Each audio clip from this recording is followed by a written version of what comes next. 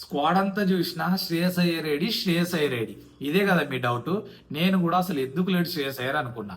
రీసెంట్గా బెస్ట్గా పర్ఫామ్ చేస్తుండు, ఛాంపియన్స్ ట్రోఫీలో చూసినాం. But champions trophy ODI format అనేరు నాకు తెలుసు, ఎందుకంటే మీరు అట్లా కూడా అంటారు. సో టెస్ట్లో లేనందుకు కూడా నేను సాడ్గా ఫీల్ అవుతున్నాను, ఎందుకంటే తను మిడిల్ ఆర్డర్లో చాలా స్ట్రాంగ్గా చూపిస్తున్నాడు ఈ మధ్యకాలంలో. అండ్ రంజీ ఎలైట్ ట్రోఫీ జరిగింది మన డొమెస్టిక్, అది ఇండియాలో, దాంట్లో కూడా 68 యావరేజ్ ఏమో మెయింటైన్ చేసిండు. బట్ తనని ఇగ్నోర్ చేయడానికి మేబీ రీజన్ ఇదే అయి ఉండొచ్చా. ఎందుకంటే చూడండి, సెనా కంట్రీస్లో ఎక్కువ మ్యాచ్ ఆడలేదు. సౌత్ ఆఫ్రికాలో 2 మ్యాచ్ ఆడితే ఫెయిల్ అయ్యిండు, ఇంగ్లాండ్లో ఒకటే మ్యాచ్ ఆడిండు, ఫెయిల్ అయ్యిండు, just 17 average in England. But ఒక్క మ్యాచ్ చూసి ఒక బెస్ట్ ప్లేయర్ని డిసైడ్ చేయలేం మనం, ఎందుకంటే one good ball can hit him, right. ఒక గుడ్ బాల్ పడి అవుట్ అయితే తన టాలెంట్ ఎట్లా బయటపడుతుంది.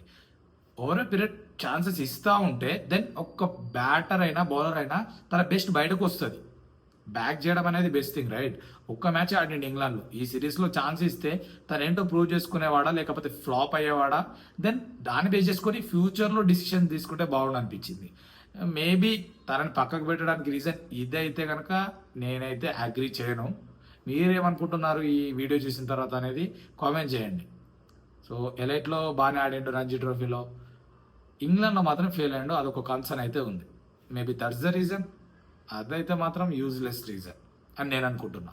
మీరేమనుకుంటున్నారు అనేది కామెంట్ చేయండి. ఇటువంటి బెస్ట్ ఇన్ఫర్మేషన్ కోసం, starts based, number based information కోసం ఫాలో క్రికెట్ బస్ తెలుగు.